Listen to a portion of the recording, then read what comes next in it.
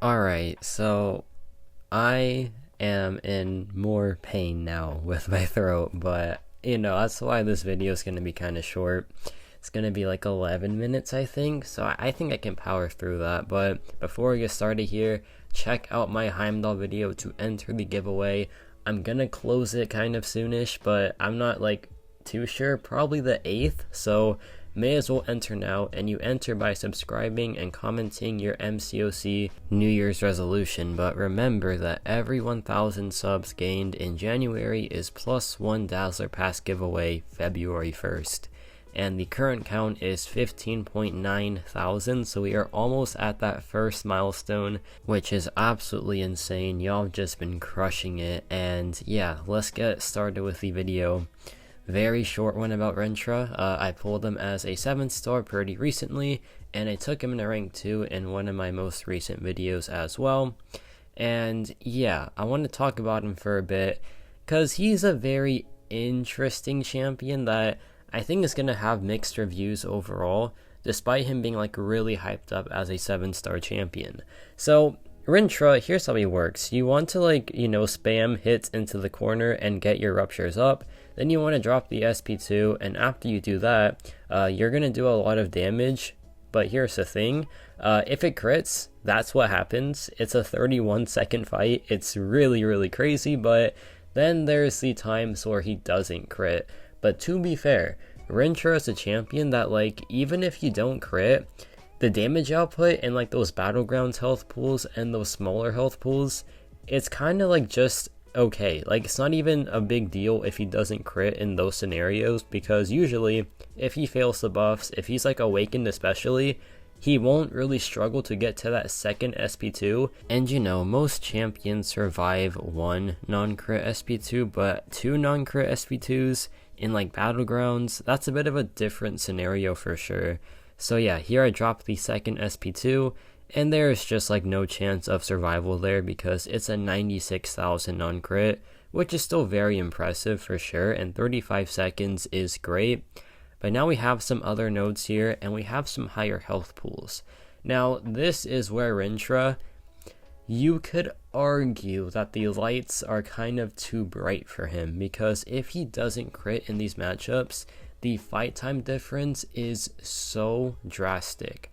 Now I do have some fights where I do crit and I don't crit, all bundled together, and yeah, you'll notice that when he does crit, wow, very short fights, very fast attacker. When he doesn't crit, it's usually excusable in the shorter health pool matchups, but when the health pools get higher, you can't really excuse it, and you have to really build up to sometimes 3 or 4 SP2s, and by the time you're doing that, other mystics are just doing the fights faster. However, one thing that you cannot take away from this champion is just how powerful his Neutralize is, especially versus cosmic characters. For example, in the first 2 fights, I had the Footloose node on the opponent, and you couldn't even tell because the Footloose node just never triggered.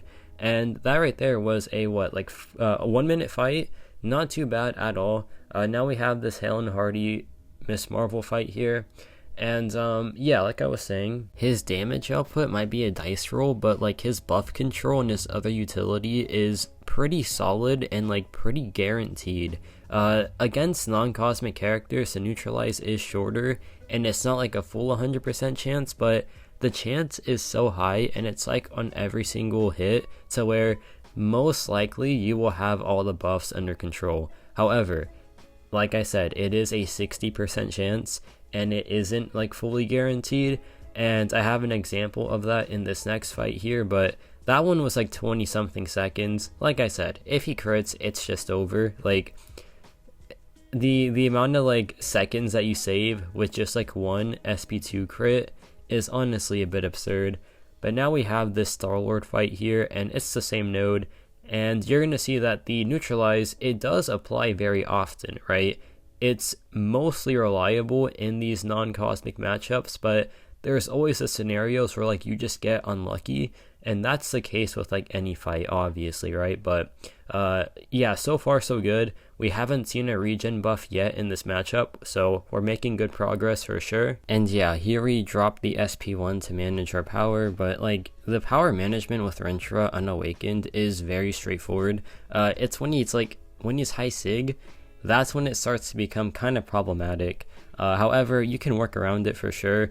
But right here, as you can see, the Neutralize for a non-cosmic fight isn't a guaranteed solution to buffs, because right there, he got the regen, he went unblockable, but thankfully I got bailed out by that beautiful SP2 crit. So yeah, like, he's good, obviously. Like, his buff control is off the charts, his fight control is even more off the charts. Like, his ability to just root the opponent in the corner, or like root himself and therefore corner the opponent, is what makes him so good at controlling these matchups, right? And there we get a beautiful 210,000 crit. Very good start to this matchup, but then again, we got to get that one more time, because even with a full crit on the SP2, we didn't necessarily like get him down all the way, right? Not even close, to be honest. So yeah, like, that's when you have to really, I think, understand his health pools. Like right here, we dropped the SP2 again, and we crit twice in a row, and that was a beautiful 395,000 crit. But if we didn't crit twice, would have been a whole different story, you know? So yeah, and I'm not gonna pretend that he has good crit rate. It is terrible. It is like absolutely near the bottom of the entire game. So relying on his crit rate isn't really a thing you can do for the 6-star, at least, right? With the 7-star, it's kind of different, because he does have access to the crit rate stat focus, which is a massive improvement to the champion, and it also does like help that he has the 7-star challenger rating, so his crit rate isn't reduced as much as like his 6-star counterpart. So here I dropped the SP2, no crits, that's understandable. But yeah, here we go back in. We have to control some of the power now, but it's okay. Like, we are doing a pretty good job with managing that, because he is unawakened. It's when he's awakened where like it can be very annoying to manage him in these buff heavy matchups, but if he's unduped, you are just absolutely chilling. So here we go back in, we drop the SP2 one more time, and it should finish him off, or be at least pretty close. But yeah, the matchup's like pretty much done, and that was like, I want to say a minute, which isn't bad by any means, and the fight control was definitely there. But yeah, now we have Gauntlet Terax right here, and this is a fight where like you just can't really crit with Terax, or not with Terax, but with Rintrah, because Terax has built-in crit res. Now here's like the big thing about Rintrah. You obviously want to crit, because it just like, it makes the fight so much faster, but there is one little thing in this game called crit resistance that is so common for so many modern defenders. It's just not even funny. Like, the Serpent has crit res, and that is the matchup that like everyone was talking about for 7-star Rintrah, but I don't think they really factored in the fact that Serpent has crit res, so you won't even crit that much versus the Serpent, and so you won't have like that like outlet for damage output. You'll just have to do like non-crit SP2s, which could work for like a rank 3 Rintrah especially, but then again, even like the Serpent has like base resistances, especially at like his extra charge bonuses, so it might not even be that good. So yeah, I don't know, but this was a pretty good takedown of Terax here. It was like a minute and 5 seconds.